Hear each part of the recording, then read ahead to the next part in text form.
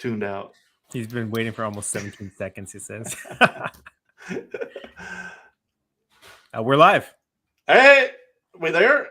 Yeah, rise and shine. It's Merlin card time, and Dan, the great curator. I'm finally back. I've made it, man. From He's back. Vacation, Merlin was living under a travel rock. hell. Merlin was living under a rock for the last 2 weeks, guys. No, I was trying to get my freaking luggage, Dan. I wasn't with Southwest Airlines. I actually flew American. And I guess American thought I was headed to Dallas to do a card show, and they left my luggage in Dallas. And I ended up in North Carolina, entire week without my luggage. Maria and I are both 4 pieces of luggage. And all my friends were like, why the hell did you have 4 pieces of luggage? Well, because it was 10 degrees. It was below 10 degrees in North Carolina, man. It was freezing. And all we had for an entire week, I had 1 pair of underwear and my sweatpants and a sweatshirt and a jacket. And that was it. And they kept telling us every day that our luggage was going to arrive on this next flight to Greensboro, North Carolina. Marie and I drove there. It took over an hour to get there. Waited conveyor belt to go around. Luggage didn't show up. Had to go to service claim again. Like, where's our luggage? They're like, oh, it's still in Dallas. Maria's like, I can't go out anywhere without some makeup. So we eventually had to take her to Sephora. Luckily, there was a Sephora in our hometown. And we actually went to see a movie because that's the only thing she could do, because it's in the dark without makeup. So we went to see Avatar. Did you see Avatar yet? Which was amazing. I loved Avatar. Yeah, I have not seen it yet. Go see it. We got our luggage on the last day, full day. I was there with my folks. By that point, I didn't wear my dad's underwear, if y'all want to ask, because my dad's a size 38. But Maria looked great in my mom's clothes. That's for sure. Like you didn't want to just go to like Target and just buy some temporary clothes? Well, something? I did. I bought some more sweatpants and underwear. I mean, borrowing your dad's underwear seems pretty extreme. It was. Well, I didn't do that extreme. Luckily, Hanes is based out of Winston-Salem, North Carolina, so they have a warehouse there. So I went and bought some underwear, some socks, Hanes. Breaking news, guys! Breaking news: Merlin wears Hanes. It's his preferred just brand. For Christmas. No, my real choice of underwear, if y'all ever want to give me gifts, Dan, is Tommy John underwear. Tommy John underwear. Yes. Okay. This is not a sponsored Tommy John post yet, guys. But if we make enough noise, maybe Tommy John's skin, baby. Second skin. It's like wearing nothing. Oh boy, no, I don't need that. I don't need that image. All right. So we come back. We fly back on Delta, which takes us through Atlanta into LA because out of Greensboro there's no direct flights to LA, unfortunately. And when I went to conveyor belt LAX, my luggage arrived. Both pieces, first thing to come on the conveyor belt. Well, poor Maria, her luggage didn't show up at all. We were stuck there. We got there at 7:30 thinking, we're going to have dinner. We're going to have to relax. She has to work the next day. Well, we're there at LAX terminal for 3 hours waiting for her luggage to come down to the carousel. I felt so bad for her. This was just bad luck. But finally, it came. So we got our luggage. But, man, I don't know if I want to do Christmas flights anymore. I don't know how to tell my folks, but every time we've gone there for the past 3 times, it has been hell experience. Yeah. I don't know if you've traveled on holidays, but I avoid it. I purposely avoid it for that reason. I hate flying, believe it or not. I hate flying, and I hate flying during crowded holidays, and I don't check my bag, and I try to do whatever I can to avoid any type of situation like that because there would have been an incident. I would have gone on a rage and probably ended up on the news. Yeah, well, and the worst thing was for this reason, because I was carrying so much stuff, I decided to put my, have sleep apnea, as you know, because you've ruined with me many times, that I put my CPAP machine in the suitcase. Oh boy. Yes. So I didn't sleep well at all. And Marie didn't sleep at all either. Well, at least you're back. Yes, at least you're back. And we're sleeping. We slept for like 3 or 4 days straight. We didn't even go out for New Year's. Did you do anything for New Year's, Dan? We went to like a family gathering for New Year's for a little bit. Yeah. Yeah, just pretty chill, Yeah, we did. We ended up doing it because it poured down rain. So we decided we were going to go. Our friend was going to host like a party for like a couple hours after they put their twins to bed. Mm-hmm. But it was pouring so much rain, we just decided not to go out. Yeah. It was just too dangerous. Yeah. what was I gonna say? Okay. So this is a perfect example of like the realities of life and all the problems you have Yeah. from actual life, and now you get to come back to our safe space, which is the hobby, to escape all that stress. So welcome back. We did miss you last week. I had to do a solo show by myself where basically I went on like a 2.5 hour rant.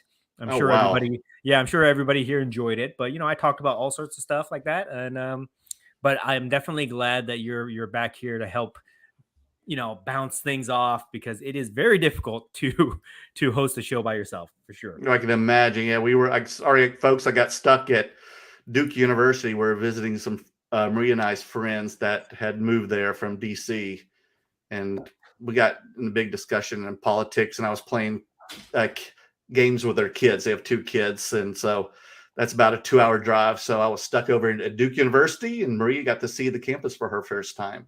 Oh, interesting. Yep. Interesting. See where Coach K is from. Nice. Okay. All right. Well, so happy New Year, Dan. Happy holidays. I hope you had a good one, buddy, with your family. Let's get into some of these discussion topics here. We got a lot of people here. Happy New Year, everyone. Happy 2023. It's going to be a good year, everyone. I tell you right now. Yeah, I see. Let's just say hello to a few people, because I know we try to save the comments to the end, but I know some of you guys feel like maybe we forget about you, so I just want to acknowledge. And it could be late. Some of these people are on the East Coast or other parts of the world. Acknowledge some of the BTS army here, the back between two slabs army. Okay, yeah, so, not BTS K-pop army. Different army. Shin Bin Maru 1. What's up, buddy? High fives of you.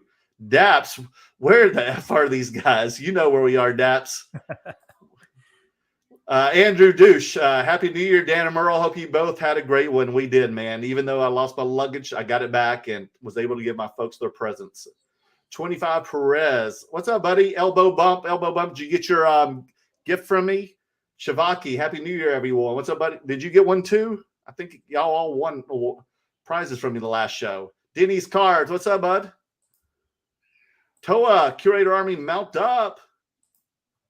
Ed Ram, what's up, Ed? Happy New Year's, fellas. You too, Ed. Hope to see you next week in Dallas. Are you going? Andrew, Happy New Year, Dan and Merle. Hope you had a great one. Repeat.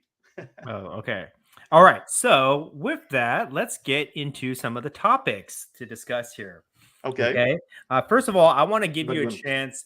Last week when I did the show, I did like my New Year's resolution, my top plays, my top lessons I learned of 2022 and stuff like that. So I wanted to give you, your chance to reflect on 2022, whatever you want. If you don't want to talk about it, if you've already moved on mentally from that and you want to talk about your goals for 2023, go ahead. But I'll let you talk about whatever you want to recap, and then what are you going to do for 2023? Man, it was a strange trip, man. We started, Dan grabbed my hand, said, Merlin, come with me. And we went on this great voyage. Me if you want to live. He's like, do you want to have an experience? And let's film it. Let's do live streams. Whoa, let's not talk about that. Okay. Whoa. That between us only. Between two slabs. The X-rated version. And I decided to join him and Brian of Sunday League Investors. And we traveled all over the country, even Toronto, Canada. We went international even once. And, we had ebbs and flows. We had some great times. We had some bad times. But I was always having a great time with these 2 other guys that were with us. And even, I think there was Jordan, too. There was a couple other people that decided to join us on our voyage. And it was a great trip. Even if the show was good or bad, we had the time and a half. We made it the best we can make it. So thank you very much for letting me join you all. It was a pleasure. It was a great experience. I had some injuries, as you know, but man, we learned a lot. We did a lot. We learned a lot, and it definitely going to change 2023. And I don't think we're going to travel as much this year, but we've got other goals we want to do here in the Los Angeles, Orange County area that Dan and I'll be talking more about it soon here in the next probably month, probably when you get back from your trip. But we've got some more plans, not just doing sports card shows around the country, maybe doing other non-sport card shows, other pop culture shows, curating events here in the Los Angeles area, which we'll tell you more about when Dan's ready. But this is step 2 in our phase for 2023, and I'm really looking forward to our next phase together, Dan. Awesome. Yeah, I think 2023 is going to be a big year for us, to be honest, because I think we learned from 2022. We learned what works, what doesn't work. We're a little bit more experienced now. We're going to try some new things. We're going to branch out a little bit, and then we're going to, I think, just continue to build on, this podcast and all the community that we're building together. And I think it's going to be a lot of fun. It will be. So looking forward to it.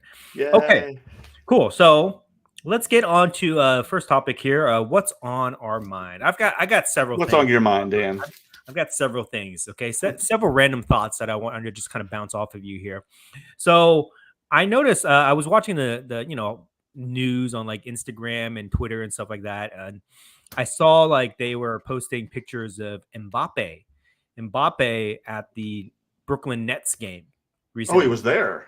Yeah, he was there. He was watching the game. States. Wow. And then they showed him like in the locker room, saying hello to the players and stuff. And it got me thinking, because this is what I find so crazy about football, European football. Okay, yes. Soccer football. Okay.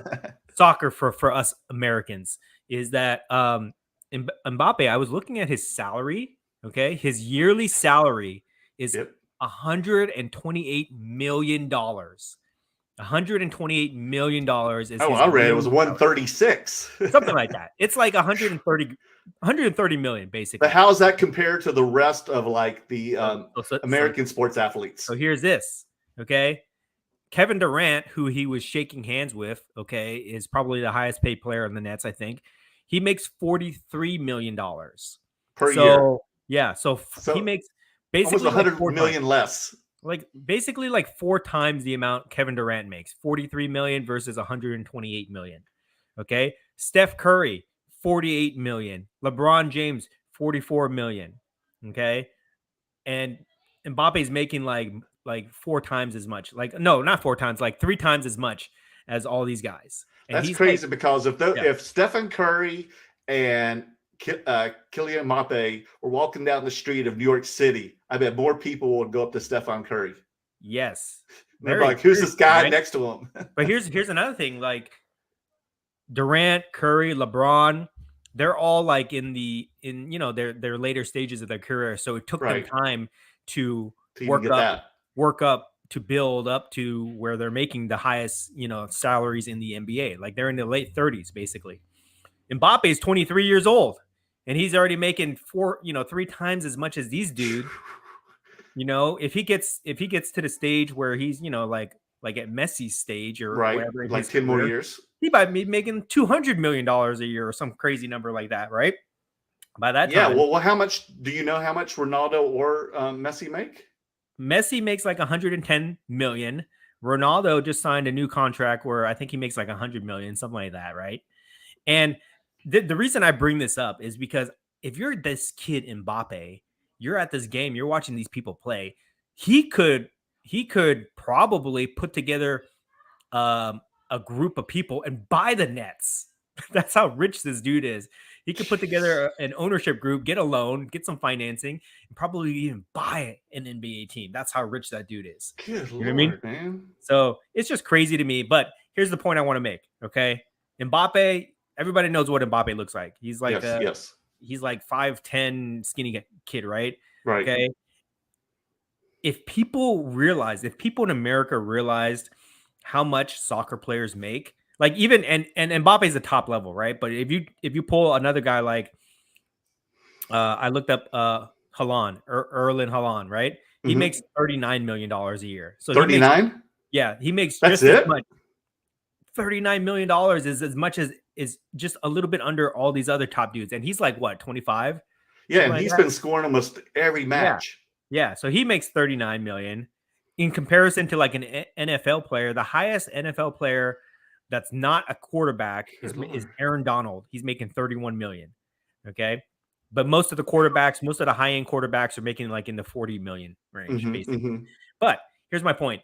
If the dream, right, for all these athletic people, hyper athletic people, is to go to a professional league and make a ton of money, why aren't they thinking about learning to play soccer? You know what I mean? How come our best athletes are not playing soccer? Like NBA players, they're probably too tall. So, they'll just be NBA players, right? But like football players are arguably the best athletes out there. If they knew how much these soccer players are making and they didn't have to subject their body to all the punishment that they go through, right? Like we just had that one guy who had a heart attack on the field the other day because he got hit too hard. If these dudes knew how much soccer players are making, they would be going to play soccer. You know what I mean? He hit hard. He was the defensive guy. Yeah. So he was the safety. I feel like at some point people are going to look at the economics of soccer and be like, wait a second. If you can get to the highest level, which is like Europe, right? That's the aspiration, to get to the highest level. You can make way more money than anything you make in America. Yeah, so but how much like the American soccer players that are pro, like Pulisic and McKinney? So I looked up Pulisic. He makes like I think $8 or $9 million. Okay, so that's in comparison. That sounds right. Okay. I don't know how old he is. I think he's like in his 20s. He's like the same thing, like 22, 23 maybe. So I think like if you're above average player, like if you're a Christian Pulisic level, which I would say above average player, not the best, but not like the worst. He's like above average, right? A pretty good player. You're gonna make about 10 million, basically. Okay, and then if you get to be like star status, like Haaland or above, you make like 40 million plus, I guess. But geez, I wonder what the PSG cap is then, because they've got 3 big name players. Wow. You have Messi, Mbappe, and Neymar. Like, how much does Neymar make? I so they must not have a salary cap at all. They must. I don't know. It seems like they have unlimited money. Like Ronaldo just signed some crazy Saudi Arabia league. Yeah, to make 100 million plus whatever else he gets on top of that, right? But man, there's crazy money out there. I mean, if I was a young athlete and I was hyper athletic and I had all these talents, I might try to take up soccer. You know what I mean? To try to get to that next level. But anyway, so that was one. I thought that was very interesting. And I always look at the economics of it. I look at like, okay, if they're making this much money, if there's that much money in the league, if there's this many fans, should I be buying cards of this? Should I get into it a little bit? You know what I mean? So very interesting. I'm going to have to look into that a little bit more. Okay. So that was one thing on my mind. Okay. Any comments on that before we move on? No, maybe you should get, Mbappe into some Star Wars cards. I bet you he is. I bet you a lot of these people are fans. We just don't know it. All right, we're gonna talk about Star Wars. We're gonna talk about Star Wars a lot. Star Wars Galaxy released last week, and it is on fire right now from what I've seen. But before we get into that, because I know that's going to dominate the conversation, I want to talk about something that we've been talking about the last couple of weeks, real quick here. Okay, is the DC universe. Okay, you know how we've been complaining about how the reason DC cards are not relevant is because they don't have good movies, right? Like Marvel does. So that's why everybody talks about collecting Marvel cards and things like that, but nobody talks about DC. I have to make, and I was talking about like how DC doesn't have any like real storylines and the movies suck and all that stuff. I will say this. One thing that I didn't realize that I think I need to bring a little bit of attention to is that DC does not make any live action movies that are really good, in my opinion. Okay.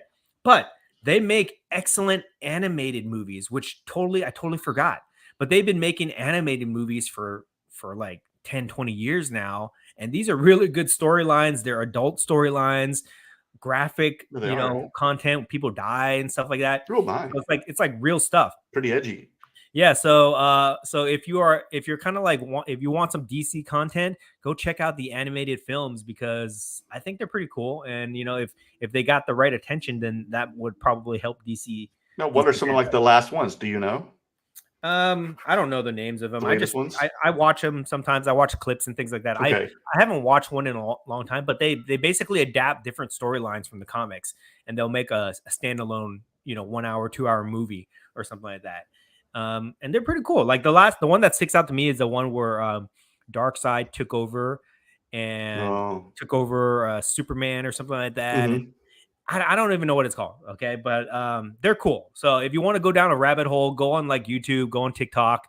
You can watch like little clips of these movies, and then I think you'll probably enjoy it. Okay. Yes. So that's one thing I want to talk about. Correction. Next thing I want to talk about is I want to talk, what I've been doing, what I feel like we have to adapt to already in 2020. Let me just make this observation. Okay. Let me talk about what I've been doing. Okay. I've been selling a lot more things on eBay lately. All right. And in the beginning of 2022, I got off eBay in terms of selling because we were going to card shows. Right. And it was so much easier just to go to a card show, sell something, get it cash, right? Not have to pay any fees, not have to ship it and worry about returns and things like that. Right. But towards the end of the year, the card shows kind of like got a little bit stale, a little bit harder to move things. So I went back to eBay, okay, and started listing a bunch of stuff. And I've had a lot of success selling on eBay the last like month or so, and I know you have too. You've been moving a lot of products. Oh yeah. And this is what occurred to me, okay. And I'll give credit to my friend EJ Dynasty Mode. He kind of was talking about this before, so I'll just kind of repeat what he says here. But basically, I look at eBay now is before I tried to save on fees. I'm trying to save like 13%, right? And I'm trying to move cards other places than eBay. But I'd have to carry the cards and I have to sit on them for a while because I'm just not getting enough exposure when I go to a card show, right, or over Instagram or something, right? Like for one example, I had this one card where I held onto it for over a year and a half. Could not move it at any card shows. Then listed it on eBay, and then I sold it. It was listed on eBay for a while, but it moved on eBay. Strange how that happens. Versus me carrying it around, right? So I feel like eBay is kind of like, if right now eBay is probably the best place to sell cards rather than card shows, just because of the exposure that you get from eBay versus everywhere else. And yes, you have to pay the fees, but it's kind of like you have to it's one of those things where you have to pay to play. Okay. If you want to be on eBay, if you want to get the exposure, you got to give them their cut of it. You know what I mean? And that's just what you have to do. And that 13% that they take or whatever it is for different people, it sucks. Yes. But if you weigh it in comparison to the time that it takes for you to like go to a card show, to show off your cards, all the effort that you have to pay off that overhead. Yeah. All the effort that you have to put in outside of eBay, it's kind of a fair trade-off. Yes. If not a better one. You know what I mean? In my opinion. So that's just something I've been thinking about a lot lately. What do you think about that? Oh no, I totally agree. Since day one, I meant especially some of your bigger cards and everything. It's just a good way to move them. You have exposure. You have a system that works. So why not use it? I mean, you're selling something. You may have to put it at a little higher price and have a little more patience and wait longer for it than say maybe at a show where you're able to have a one-on-one negotiation.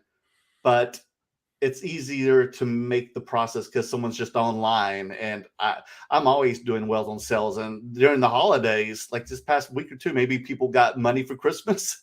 People have been buying some really nice mid-tier stuff from me. Some expensive cards. I sold a lot this week. Yeah, so I was very happy. I think 2023 is going to we're going to see a shift to more online transactions versus in person. I know transactions. So I think that if you guys are out there, you're trying to sell stuff and you've been doing shows or you try to do an Instagram thing or whatever, look toward, don't be shy from eBay. If you have product that you can't move anywhere else, just throw it up on eBay. You never know. I've been selling stuff that I can't move at all at card shows, but I've been selling it on eBay. So you never know. It's great exposure. And I think we just have to process it in our mind that we have to make peace with those fees. It is what it is. You got to pay to play that game. So yeah, I sold all my Pele autographs on eBay. There you go. And you had those at different shows. I saw those for a while. Yeah, I've had a couple. I had some that were raw actually. I was going to get graded, and then I just posted them up this week. Yeah, shows are a great way also to move cards and sell cards, but you never know what's going to happen at a show. It's like totally random, right? It's very unpredictable. Yeah, very unpredictable. And I think for me and you, this year is going to be like the shows are going to be more like just for the experience of being there, hanging out, shooting content and things like that. It's going to be and trying new things. Yeah, the focus is going to be to go to shows for the experience versus for the opportunity to move product. You know what I mean? Mm-hmm. So there's that. Okay, another thing I want to talk about eBay is why eBay is better than like other auction sites, right? And I was going to ask you that. So I purchased this card on alt auctions. I talked about it a couple of weeks ago. I still haven't got it back yet. Part of it is due to me and my response time to them, but another part is just it's difficult using this auction site alt, and alt is just one example of this, but all these other auction sites, all these other marketplaces have a lot different levels of friction in the process. And I want to share my experience using alt here. Okay. So for those of you who don't know, alt is just like an auction site, just like Golden Auctions, for example, right? They list stuff. They have like weekly auctions or whatever, and you buy stuff on there. Shout out to Adrian CV Sports Cards for turning me on to alt. So alt here.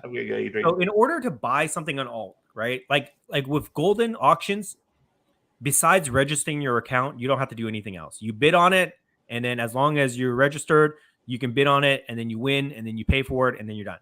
Same thing with other sites like Heritage, right? Right. With alt, it's different. You got to bid on something, and then you got to deposit money into your online account to fund it in order to pay for the item. Oh, it's kind of like ComC. You have to do that too. Yeah. And my experience with this is what frustrates me. So I won an auction, right? And then I was trying to pay for it, and I can't pay credit card. I can't pay. You can do like a bank transfer, but that just costs more money. So you got to link your bank account, basically. You got to link your bank account to the alt account. Then you got to deposit money from your bank, like into the alt account. And then when you have money in your alt account, you can pay for your auction fees. Okay. So that's what I've been doing. And the part that sucks is like, it takes like several days to deposit money into the account. And then when you do, and then this is what happened to me. Okay. I don't want to give them my money and have it sit in the account. I want to pay the exact amount, and then that's it. I don't want to have money in there like ComC does, where then you have to deposit more money to buy something else. You know what I mean? Yes. So anyways, I deposit the exact amount in there, and then so I have that. So I paid for the auction. Boom, done. Then I want them to ship it to me. So then, in order for them to ship it to me, I have to deposit money in for the shipping, plus the withdrawal fee, plus whatever other fees that they tax on there. But they don't tell you what it is. So I have to go back. I have to email their customer service to try to ask for a ballpark amount for me to deposit that money in there. And it's just like a lot of back and forth, and it's not easy. And that sounds horrible. It's too much friction. You know what I mean? That's what it means. Like, just whatever the amount is, let me check out like I was doing a cart, like a shopping cart, right? Let me check out on the shopping cart. Let me see the total, and then I'll deposit the money in there. But they don't even let me see the total. I have to kind of like do a blind guess to figure out what I have to deposit in there in order to access the checkout page and have it sent to me. So anyways, so there's three people probably in this auction bidding on something then. So it's super annoying to me. It's making me not want to ever buy anything on alt ever again. I guess if you get used to it, you can be more efficient with it. But for me, the first time doing it. But it sounds like it scares off a lot of people. I guess so. I mean, because Dan, I assume you're a smart guy. If it's hard for you, that's going to be really hard for a lot of other people. It's just as a service, as a platform, you got to think about these things, right? You can't make all these levels of friction for your customers, your consumers, because they're just going to go somewhere else. I know. For us in the hobby, we have so many options, right? We have so many different marketplaces to go to. We're not gonna bend over backwards to try to go through all these hoops unless the card is like super special. You know what I mean? Like, I guess if the card is super special, then people will do it, but it's just something that is annoying me. So that's another reason that I predominantly use eBay, because eBay is so easy to just buy, sell on there, right? Everything is like a couple clicks on your button on your phone, and then boom, it's done. Versus everything else. And I've had different problems with like heritage and golden auctions and REA auctions. Everybody has a different with payments or what? Yeah, payments and shipping. So everybody has a different system that they use. But I think that they need to make it as frictionless as possible, basically. And I think that's what they're doing. Now I'm going to go on a tangent, guys. I'm going to go on a real tangent here. Okay. Oh I think that's what they're doing with this whole vaulting system, right? These auction houses that have vaulting systems like eBay, Golden, PWCC, whatever, right? Right. They want to make it easy for you to buy something, put it in the vault, then resell it, because that's how they control your card. And if they can make it easy for you, then you do business on their platform. But I don't know. I don't know if that's necessarily the focus that I would want. You know what I mean? I would rather them put the focus on me getting the card in hand and having a positive experience that way versus me being forced to vault it through them. I honestly, now that I talk about it, I honestly think that they make it difficult because they want you to vault the card with them. Because if I didn't have to do this back and forth thing, it would have been super easy for me on alt, because my card is already in the vault. They wouldn't have charged me all these fees. I wouldn't have to play this guessing game. It would just be in there. Right. It's in there right now. I can see it, and I can relist it on their site if I want to. But I want the card in my hand. You know what I mean? I'm a physical collector. I need to have this stuff in my hand to enjoy it before I relist it and flip it or whatever. You know what I mean? So I think that they're putting their focus on there. They're trying to they're trying to incentivize us to use their vaulting system. But to me, it's best if they focus on making the whole process easy for you and getting the cards in your hands. Anyways, that's my rant about that. Any thoughts? Anything you want to add? No, I haven't even tried all. I'm gonna have to check this out. I was also curious to see how this vault works also on eBay, since eBay started doing this as well. Have you had any experience with that? I don't vault my cards. I want my stuff. Yeah, I don't. I guess you gotta take it to shows, Dan, right? Yeah, I gotta make content with it. I gotta film it and stuff like that. I guess if you're just a dude where you want to be like a day trader type guy, where you don't care if you have it in your hand, it doesn't make a difference to you whether it's in your hand or whether it's a picture on your phone, whatever. It makes perfect sense to do that stuff. Vault, it's easy. You save on taxes. You don't have to worry about shipping, any of that stuff. It makes sense. That's a good option for that crowd. But I don't think that crowd is everybody. I don't know. I'm still old school where I'm like physical collector, want to have it in my hand, want to enjoy it. I'm still part of that. But I think that they're trying to cater to a group of people that want to do everything online, over your phone. But I don't necessarily think that's everybody. You know what I mean? I feel like that's just a small group of the hobby community.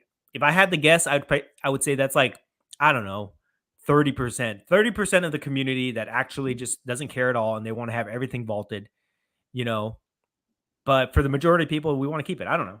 I could be wrong. What do you like? What do you think? You want to put your stuff in the vault? You want to have it in hand? What? I only have like a few things in the vault. I have my stuff at PWCC in the vault, just for safekeeping. Right. But those are the ones I do just want to keep right now. I don't want to just want to hold on to them. They're expensive. I don't want to have the anxiety of having them at home and broken into. Mm-hmm. But so I'm just holding on to them, just set them aside. Right. Other than that, most of the cards that I buy, I want right away. I want them to get graded, or I want them to take them to the shows. I want to move them. If I had like something that was worth like $100,000, like a Mickey Mantle rookie or something like that, right. Okay, yeah, I would put that in the vault, right? But for most cards, they're not. Most people it's okay to have it at home, I think. Mm-hmm. Anyways. Okay, so I thought that was just something interesting I want to share with you guys. All right, moving on. Before we talk about Star Wars here, I want to talk about another thing that's been on my mind is I feel like, well, first of all, I spent way too much money in the months of November and December. Really? Spent way too much money, like embarrassing amount of money that I spent on acquiring certain cards. Shocker. Yeah, I don't even want to disclose the amount of money I spent because it's just embarrassing. Like, it's irresponsible, and as an adult, it is completely irresponsible to spend that type of money on that stuff. So I don't even want to disclose it, but I felt bad. You ever feel guilty? Like, you buy something, right? And you feel guilty because you think that you should probably be spending the money somewhere else, right? Mm-hmm. Like most people, if you buy, this is not me, guys. This is not me. This is just an example. But let's just say I bought a car for like $2,500. Okay. Maybe I should have used that $2,500 to, I don't know, put into an investment account or pay down a debt or college fund, or, you know, buy something nice for my wife, or, you know, just something other than buying a collectible. You know what I mean? Mm-hmm. Like, you feel guilty about doing that. And I think that we have tricked ourselves the last couple years to buying collectibles and saying, oh, they're investments, right? So like we justify spending the money in our mind because it's technically like an investment that we can turn around and it will appreciate in value and we can turn around and sell it. But who are we kidding, guys, right? The reality is we're buying collectibles. Hopefully we make money on it. We will be lucky we break even. But we buying it because we want it for collectible purposes, right? Right. So, anyways, I spent too much money in November and December, and now just say all the months, Dan. Yeah, all the months, right? Of 2022. Yeah, and because I haven't gone to a show really to set up as a show or done anything other than sell on eBay, you know, I haven't turned over a lot of stuff, so I'm feeling guilty for doing that. So, anyways, I'm trying not to spend money. What I'm trying to say is I'm trying not to spend money on things in the last like 3 weeks, basically. Wow, you're on a diet. Yeah, I'm on a spending hard diet. and man, believe me, I've been tempted to buy some things, like expensive things. Like, there was a golden auction last week where it was a Bruce Lee auto. My gosh, the martial artist Bruce Lee auto. I was gonna bid on that. Was it slabbed? It was in a picture frame, but it was PSA authenticated. Okay. So I really wanted that. It's one of those rare things that you just don't see. And of course not. It ended at like $10,500, something like that, right? Oh, my goodness. Which in my mind, I would justify buying that, right? I would justify spending money on that because it's so rare. You just don't see that stuff. No. I would buy that. I would crack it out of the frame. I would put it in a PSA slab, and I'd sell it for like 25 grand. You know what I mean? If I had won that. But of course, I didn't want to spend the money because I had been spending a lot of money the last couple months. So that's just an example of things that I've been wanting to spend money on, right? Anyways, the point of me sharing this story with you is that when you're not spending money on cards in the hobby, you start to think about things that you want to spend money on. And now I'm starting to get the itch to start building a collection of things for 2023. And one of them, a couple of things that are on my mind are, number one, rare autographs. I want to have, for the National, I want to have a case of rare autographs, slab autographs of people that I can bring to National. I think that'd be really cool. Number two, if you've been watching my lives on Instagram lately, you've been seeing that I've been posting a lot of G.I. Joe stuff. So I want to. You have. Yeah, I want to start collecting G.I. Joe. Oh, I already do, but I want to start greatest American hero. Yeah, really collecting G.I. Joe classified figures. I think that'd be really fun. And then here's the big thing that I think. Now, are you talking about G.I. Joe, your generation or my generation? Or my both? Generation. My generation. Okay, you not going to get the big ones like I had as a kid? No, those don't do it for me. And then what I'm really very close to pulling the trigger on, and I'm going to have fun doing it. What's that? Collecting Simpson figures. Simpson figures. So you kind of started with the clock, right? The clock is one of them, but I'll show you. Our friend James gave this to me as a gift a couple months ago in Vegas, and it got me it got me like look at there. really Stephen having Hawking too. yeah, really having Stephen Hawking too. yeah, really having the itch to collect these World of Simpson figures. So at some point this year, I think I'm gonna build a collection and I'm gonna go hard on these things and I'm gonna like get the whole thing, right? Now, did Stephen Hawking, did he get residuals off the earnings of selling? I'm sure he did. I'm sure he did. You know. So anyway, so that's what I've been wanting to start collecting. Is there anything that you want to start collecting this year? Just more cards, more like music stuff, and yeah, just in Star Wars, more pop culture stuff. Yeah. Comic Believe books it or not. too. Comic books. I want to start Oh my collecting. gosh, I don't want to get sucked into comic books again. I think comic books are really. I did 30 years ago. I think comic books are really interesting play right now, for sure. Okay, so that's everything on my mind. Let's talk about what everybody is here for. Let's talk about Star Wars Galaxy Chrome 2022 Series 2. Okay, I know you haven't had a chance to open a box yet, right? No, but that was part of my mail day today. These arrived. I got 6 of these from Topps. Ordered them, and they arrived today. What are you gonna do with that? You're gonna flip? I don't know. I don't know. Right now, I'm holding it. It's tempting, Dan. I think you should open one. I think you should open one. I think the people in the comments here would love to see you open it live. Not right now. I'll do it later. you might want to consider opening a couple packs here or there. Yeah, maybe I will here or there. Okay, but definitely it's a lot of fun. I like it. Have you opened one yourself? I opened 3 boxes so far. And how'd you do? I pulled a couple of good cards. Nothing like super valuable or anything like that, but I pulled some good cards. I had a lot of fun with it. How are your autos? Shit. You still got like Stormtrooper number 3? I got the Major Domo. Major Domo was my best auto. Major Domo. Major Domo, the restaurant. Yeah. So I got that, but I did pull I pulled the alpha card of the Sith Trooper Mojo Refractor 1 out of 50. So I pulled that. That's cool. Sweet. I pulled a Prism. Do you have any? Do you have these in hand with you? I want to see some. They're over there, but okay. I don't want to grab it right now. But I pulled a Prism, Luke assembling his lightsaber, so that's pretty cool. And then those are probably my best hits. And then, but I was able to complete a set. I was able to complete. Wow! Set. I mean, but here's the thing. So when the cards were previewed, right? A lot of people were complaining about the cards, saying that the art wasn't as good as Series 1, that it had a black border issue that made it look stupid. I said that too. But I gotta say, when I was opening them, they look good in hand. They look good.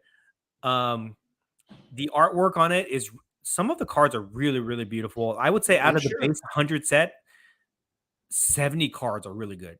Out of the base set, maybe 30 cards. There's like whatever. And this set's bigger than the first set, right? No, same size. Oh, it is. There is. I thought it was like 150 from Series 1. I'm wrong. Series 1 is 100 base cards plus the inserts. Gotcha. I'm not counting the inserts because I don't know how many inserts there are. Okay, so I'm not counting the inserts, but I'm just counting the base set. It's out of 100. Okay. And there's more variations too in this second set. But people were complaining, but when I have it in my hand, I like it. I think it's a really fun rip. People are complaining about the price, right? When the first one came out, it was like $100. This one's $300, so they tripled the price on it. Oh, definitely. But I mean, I guess that's just where the hobby is, like where we are today is way different than when it came out in 2021. There was big success with the first series, so I guess Topps wants to make more money on it. Okay, I can't blame them for that. It's in comparison to like sports boxes and things like that, it's still affordable. I guess you could say $300. Even though $300 is still a lot of money, it's still not as much as some of those sports boxes are. You know what I mean? So you get good entertainment value out of it. I don't know. It's too soon to see the secondary prices on it on eBay. They have sold. A lot of them have sold. Yeah, I've been watching a lot on eBay. Right, but it's too soon to say if you're going to get value, if you're going to get $300 in value for the box. But I say for entertainment purposes, it's definitely worth a rip. Definitely fun. I definitely enjoyed it. Daps, I don't know how Daps did it. He's pulled like 3 or 4 super fractors already. some ridiculous amount. Uh-oh. Some ridiculous amount he's pulled. Wonder how. And I've seen a lot of people pull superfractors actually. So they're all gone already. Why not buy a box anymore? I've seen at least 6 of them. That's it. Yeah. And what do you think? Do you have any clue what might be the most demanded base cards of these that people might want to go after for the numbered ones in the superfractor? I have my own opinions about this. I would say the Star Wars card. It's titled Star Wars. It's like a vintage card. I would say that is one of the primary cards that people are going to chase. I'm looking around to see if I have it. I have the whole pile over there. I don't want to sort through it though, but Star Wars, the title card Star Wars, I think that's going to be very popular. I think Darth Vader Lack of Faith is going to be very popular. I saw that one. That's beautiful. Luke assembles the lightsaber. I actually have it here. I'll show it to you. This is Luke assembles the lightsaber. It's kind of dark and hard to see, but I think that it is really dark. Yeah, I think this is going to be popular. Okay. And I saw the one with the famous one from the trash heap, the trash can one. Yeah. I don't know what it's called, but that's pretty cool. I call that Luke's one-eyed monster. Okay, I'll let you figure out why yeah, I was about to tell you that. I was like, wait a minute, this looks a little. It's very provocative. Very provocative. Like where that monster is placed. Yeah. So Mace Windu's Barrage is a really cool card. Oh, okay. So there's a lot of cool cards in there, and this is going to be up for debate, I think, between all the collectors. And we're going to see like the cards. The way that we're going to figure this out is the card that sells for the most. Okay, is going to be the chase card that everybody's going to go after, and it's going to be determined across all the variations. You know, the Mojos, the Prisms, the X-Fractors, the Purples, the Atomics, right? Right. You're going to see a separation in sales, and that will tell you what is the chase card. But it's going to be up for debate, and that is why this set is so great, because everything is debatable. You know, like if you were to open a sports box, the chase cards are going to be the top players, right? There's going to be a handful of top players, and then that's going to be those chase cards. And then maybe you might go after your favorite player or your favorite team, right? Right. So there's really no debate. But for this Star Wars set, where all the cards are Star Wars, all the cards are like main characters, all the cards are beautiful, you know, artwork. It's gonna create a lot of discussion around which cards people like the best, which cards are the most significant, which cards should command the best value, secondary market value, all that stuff, which is really great. And I love to see that discussion. And then I also love seeing how much fun people are having opening these boxes. You know what I mean? I don't know if there's a lot of breakers doing it. I know Daps is doing it. Mama Breaks is doing it. I don't know if there's anybody else breaking Star Wars, but I know a lot of people, like individual people, are buying the boxes and ripping them themselves, and they're having fun doing it. So I love to see that. I love to see, because I love to see how people are. It feels like these people who are ripping the boxes are like real collectors. You know what I mean? And they're enjoying the product for what it is and what it's meant to be, versus they're ripping it hoping to get some jackpot card, a superfractor, so that they can turn around and flip it. Make money. Yeah. So I think that this is definitely, for me, I would say that the set is a success. I enjoy it. It's not as good as number one. I am partial to number one. Okay, series one, but this is not disappointing at all to me. What do you? That was going to be my next question. Do you think then the prices of the single cards and boxes of series one is going to drop, or what? Here's what I would say is, I know that the wholesale price for this is insider information, guys. Okay. Ooh. I know that the wholesale price is about $230 a box, right? And then the retail price is $300. Okay. So you can still buy these boxes retail right now on Topps.com. Okay. Oh, wow. So anybody selling these boxes secondary market, they really can't go above $300 right now, right? Unless they include shipping or tax or whatever, because you can buy the box for $300, right? So you really can't go above that. So I could see that if some of these people want to get their money out of these, if they're not selling the boxes or whatever, I could see it going down to like between $250 to $300 and hovering around that price. I don't think the boxes are going to go up in price. As long as the boxes are $300 on tops.com, the boxes are not going to go up in price.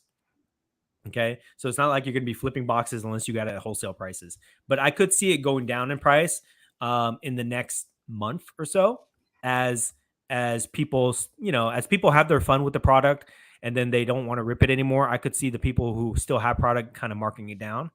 Okay. But if it sells out on tops.com, which I'm sure it will at some point, if it sells out, then the prices may go up. Okay. And here's another thing I learned too. This is insider information also. This is not confirmed. Okay. This is not confirmed, but I believe it. I think that Tops withholds product. No. I think that they withhold a certain amount of product that they later distribute to their, wholesale distributors and stuff like that. So even if it sells out online, that doesn't mean that it's gone. Okay. That could just mean that you can't buy it at retail price anymore. And then the secondary market takes over and then it does whatever it does. Okay. I don't think the boxes are also going to go up in price unless there's a huge sale on a superfractor. If we see a superfractor go for like $20,000, then the price is going to go up. But until something like that happens, until we have a Kurosawa moment that pushes the boxes up in price, I think they're going to be steady. Well, that trash compactor one I was telling you about, didn't you show that to me? Wasn't that first posted on eBay for like $25,000? Yes, and he has since dropped it down to $10,000. Okay, has it been sold yet? No, it has not. Oh wow. Yeah, I want it. Yeah. So it's just going to be hovering around that price. My suggestion on this: do not buy this set if you want to flip it and make money. Don't do it. You're going to get burned, and you're going to come back and you're going to blame me for it. Okay, don't do it. Okay? Yeah, everybody's you're responsible for all of this. Yes. Man. Okay. You're going to make the decision to spend your money trying to flip something, and then you're not going to be able to make your money back on it, and you're going to come and try to blame somebody. And most people are pointing fingers at me. So don't do it. You're going to buy cases and cases, and I'll pull one superfractor, and it's all your fault, Dan. Yes. Okay. You don't pull the superfractor, don't blame me. But if you love Star Wars, it is worth the rip. Okay. If you enjoy Star Wars or you want to try something different, it is definitely entertaining. And if you get lucky, you pull a red refractor, a purple refractor, you pull a really nice card. Yeah. You can probably make some money on it. Okay.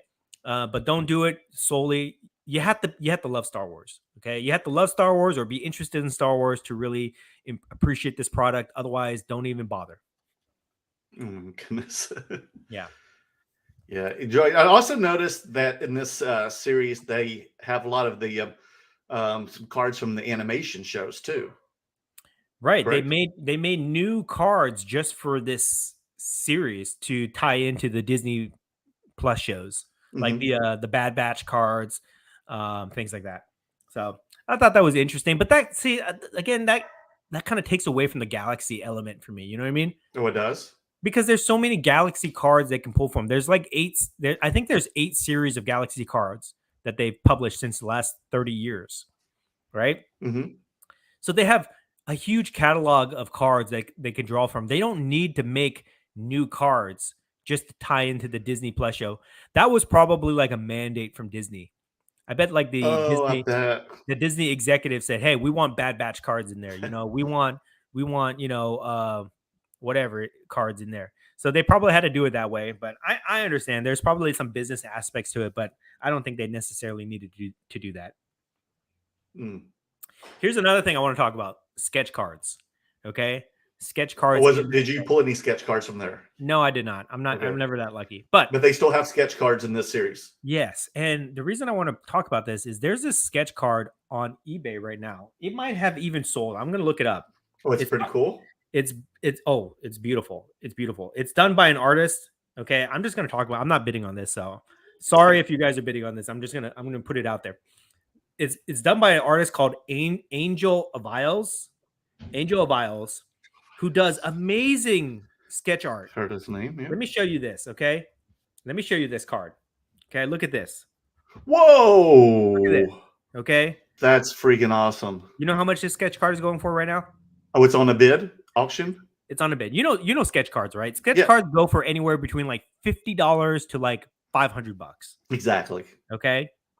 This card is bid right now at almost $3,000 for this card. $3,000 for this card. And I looked at this artist's cards, and a lot of his cards go for high numbers like that, like $1,000. So he's a high demand artist, but that's very detailed. Yes, sketch card. That's very detailed. It got me thinking. It's like, if you think about what a sketch card is, it's a one of one custom. It's a one of one piece of art.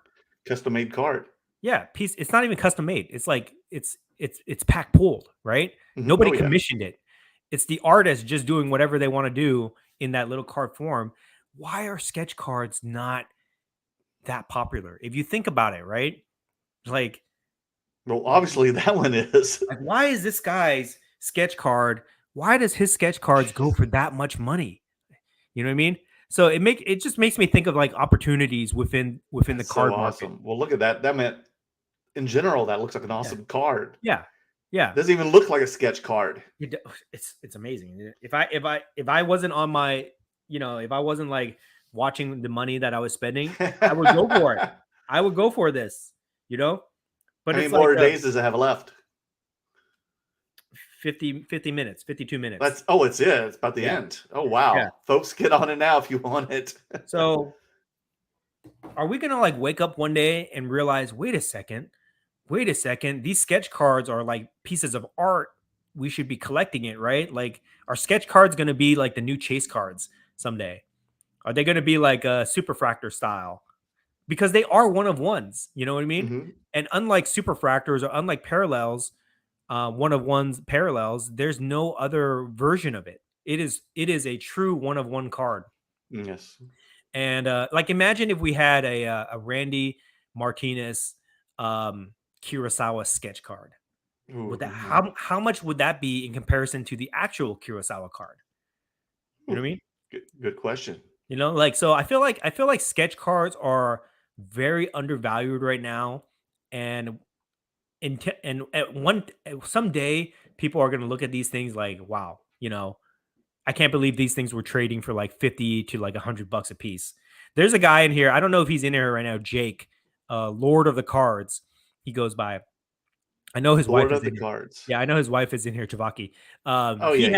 He has an amazing sketch card collection that I saw at the Del Mar Card Show. Like, beautiful pieces of art. I don't know how much they're worth. I don't know how much he paid for it, but it seems like these things should be worth way more money than they are.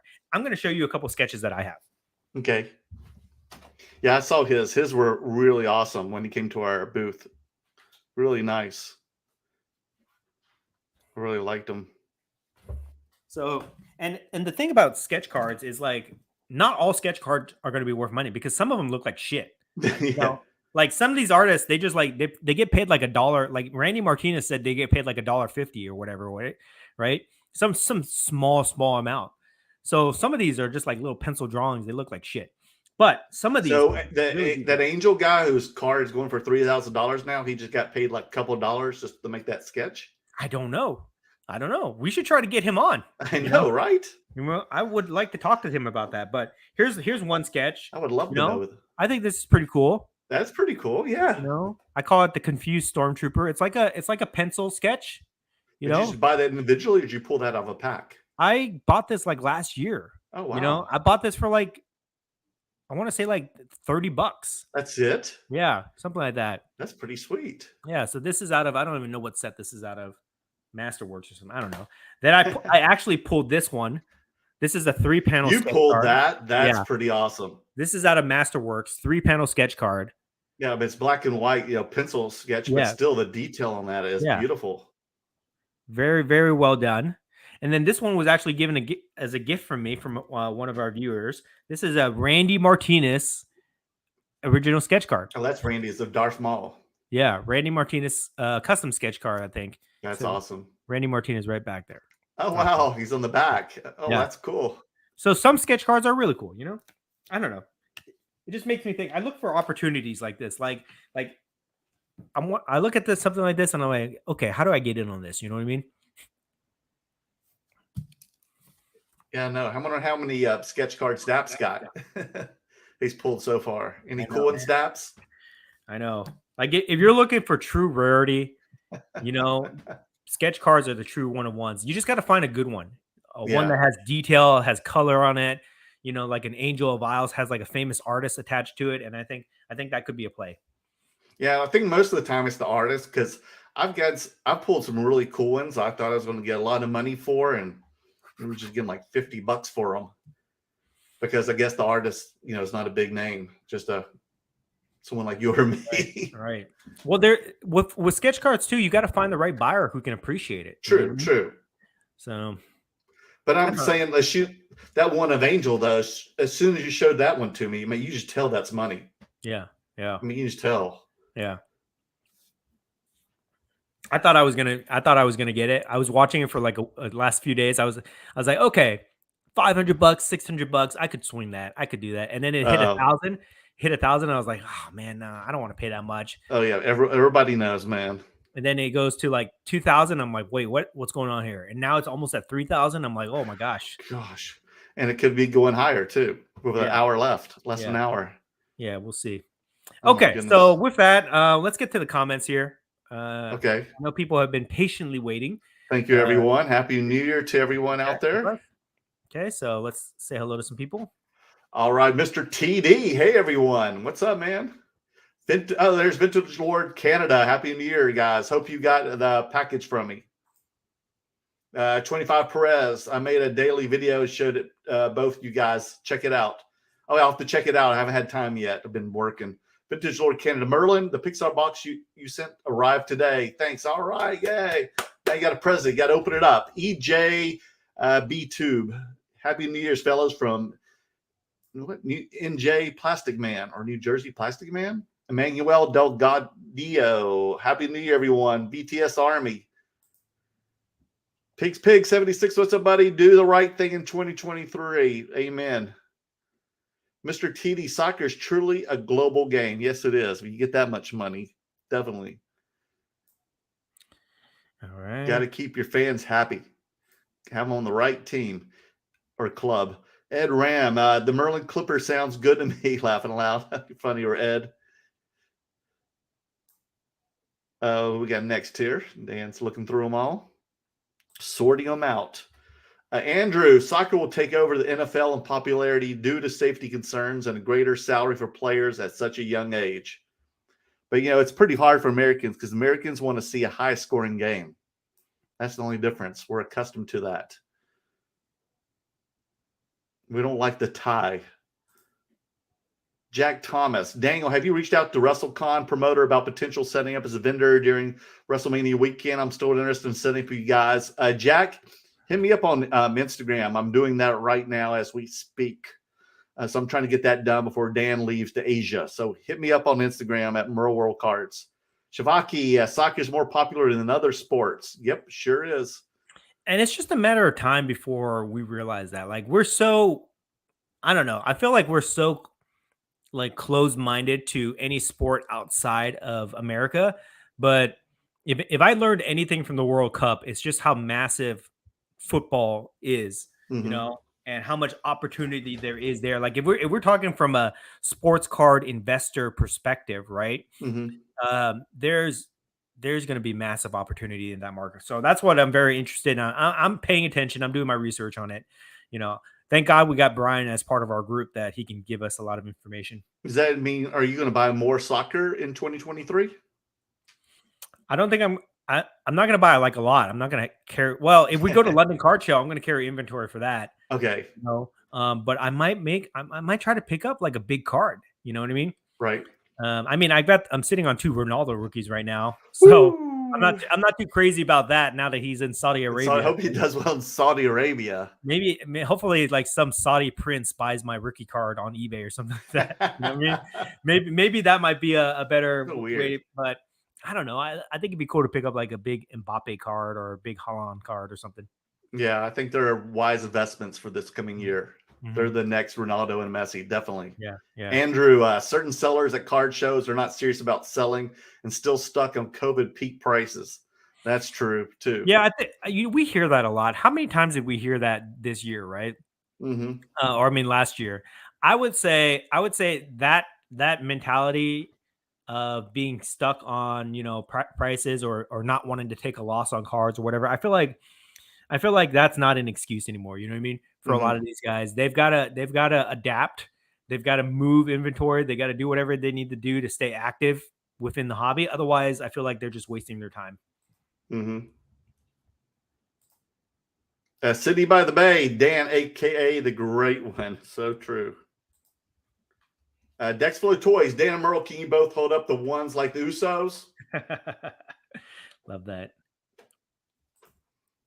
City by the Bay, is Merlin feeling Usi? I'm feeling Usi, baby.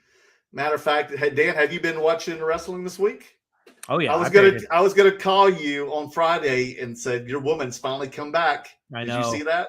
I did, yeah. But here's the thing. Here's my only complaint about that. We're talking about Charlotte Flair, guys.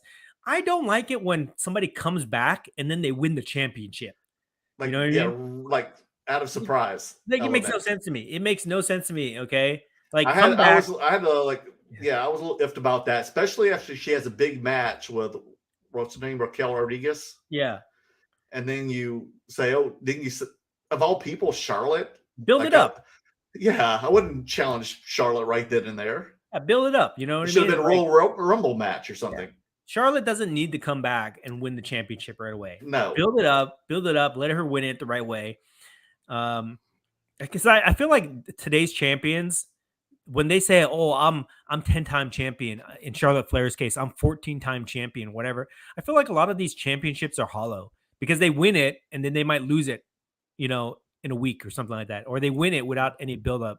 You know what I mean? Mm-hmm. So the amount of championships almost doesn't even matter to me anymore on somebody's resume, like it did back in the day, like with Ric Flair, John Cena.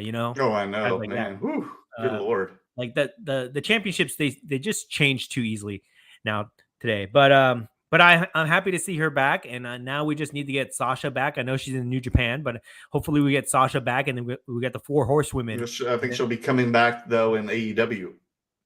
Mercedes Vernado. I don't want to see that. I don't want. That's what's going to happen. I feel like AEW's on a decline right now. They are, but that's definitely going to help their market. And that women's division is like, I mean, is it anything? Is it anything in comparison to WWE? It can be. They've got a lot of women who got a lot of great potential. They're great wrestlers. They just need to know how to book it properly. That's the problem. Ed Ram, sometimes in the middle of the night, I want to touch and hold my cards. Well, Ed, go for it, buddy. There's a couple cards that I touch and hold in the middle of the night. There's a couple cards that I have that I touch and hold for sure. Oh, you don't want to see those. I don't want to touch those cards ever again. Ooh, that makes me feel really oozy. James Lowe, what's up, James? I will hopefully see you next week, buddy. Some vault for insurance purposes. And Glorious P, most of these vaults will fail. Not enough money to be made. I hope PWCC doesn't fail and keep my cards. Mm-hmm. I'm always scared about that. Can that happen, Dan? Okay, let's talk about that real quick. Okay, so here's another. This is something that I've thought about. This is like way out there. Okay.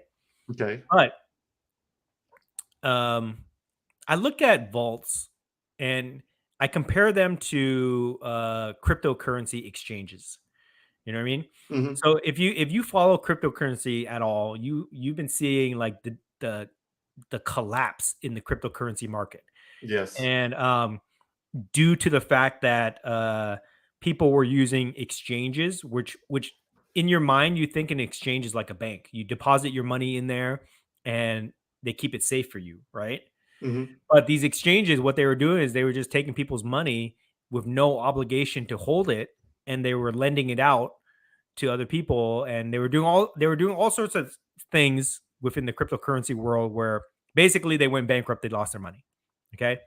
And they basically say, and like the catchphrase that people use in the cryptocurrency world is like, if it's not your keys to your crypto wallet, they're not your coins, essentially. So if you give your coins to some exchange, the exchange owns your coins, not you. Okay. And we're seeing that play out. We're seeing that play out where people lost money. They have no access. Their funds get frozen. They can't do anything. They can't withdraw. Jeez. something like that. So I'm thinking to myself, wait a second, could this same thing happen with these vaults? You know, I guess it depends on the user agreements, it depends on the contracts and all that stuff. But has anybody actually like looked to see what would happen? Because I forget which crypto company declared this, but they said that if they were in the event of like a bankruptcy, then the assets of the company are subject to the bankruptcy, which would mean they would sell it to pay off the debts, right? So if there's a company like a vault, okay, like PWCC for example, if they go bankrupt because maybe they spend too much money, okay, they go bankrupt for whatever reason, what happens to all their assets, right? Do they return them to us? You know, do they sell them off? We've seen things like this happen with like those group submitters, right? When they take people's cards, they submit them to the grading companies, they don't pay the bill, and then suddenly, you know, we don't know if you're gonna get your card back. You know what I mean? So I feel like that's a question we need to look at. I mean, I don't know. Maybe their user agreement says in the event of bankruptcy, you get your cards back. If that's the case, okay, fine, whatever. But we won't really know. We won't really know until something happens. You know what I mean? So that's another reason that I'm not like blindly giving my stuff to these companies until they establish a credible system in place that's designed to withstand any type of market volatility. You know what I mean? eBay, I would trust eBay because eBay's been around for so long. But like all these companies that just put up a vault in the last like 6 months, I don't know if I would necessarily trust them with my precious cards. Oh my goodness. Any thoughts on that? Oh, no, I just get worried about that stuff. Think about it all the time. Yeah. And I feel like also these vaults, they might get to a point where it becomes too costly to hold all those cards in there. You know what I mean? That is true, right? And then they might try to like force you to sell it on their platform or do something. I don't know. I want it back. Yeah. City by the Bay. Dan, what's your eBay store name if you don't mind? I don't even know. All right, City by the Bay. DM me on Instagram and I will let you know. If you guys know my cards, you can find them on eBay. The cards that I have. If you watch my lives and you see me pull these things, you can find them on eBay. I don't want to put it on here because I don't know what enemies I have that are watching here, and I don't want them to shield bid me. Oh, yeah, because I wouldn't put it past them. Wouldn't put it past them, you know. So who we got next here? Shavaki, I have mixed feelings about them. I love the art, but the centering on the cards is really bad. Is that the new series, Chrome, she's talking about? Yeah, because they had the black borders on them, which is another thing I don't understand. It scares me. Like, why would you put black borders on them?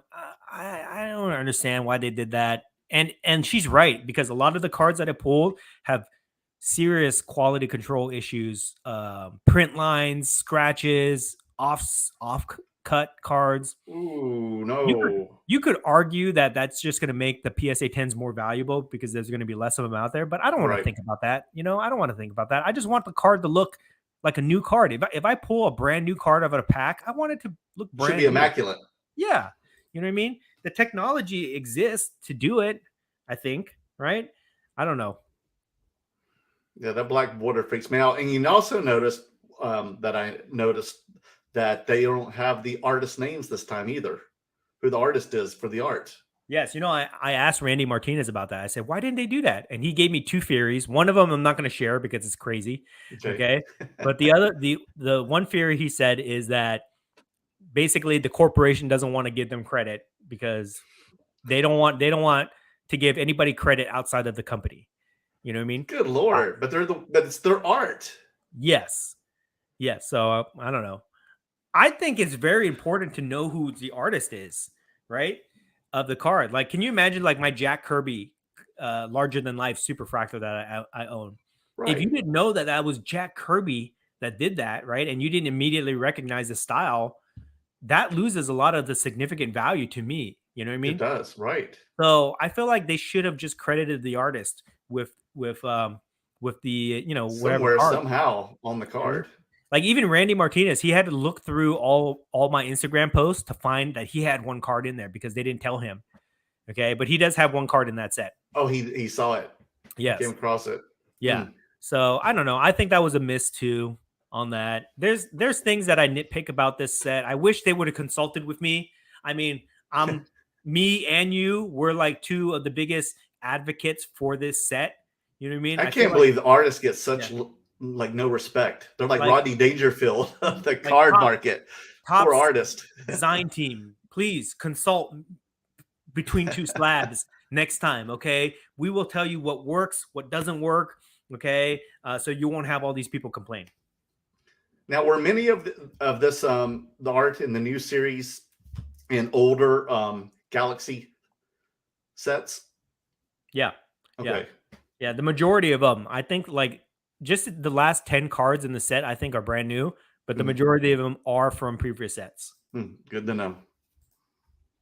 Toa, Dan assembles the Curator Army Super Refractor. Yeah, he's ready to get some new ones. I can tell you right now. I need to get one because Daps pulled three super refractors and he's already holding. But were they like people who bought the breaks, or are they his? I think one of them is his. Okay. One of them is his. And, he's already saying, oh, I'm part of the exclusive 2022 Superfractor Club. Oh, you're rubbing it in. Oh, yeah, 2021 is old news. 2021 is old news. I'm part of 2022. So I'm pissed. So that pissed me off. Oh, I bet it did. So I need to get my hands on a Superfractor. That stings. Yeah, that's not, that bastard. Who's next? Let's see here. Sorry, I'm going through this here. That's okay. That's okay. Here, you can read this one.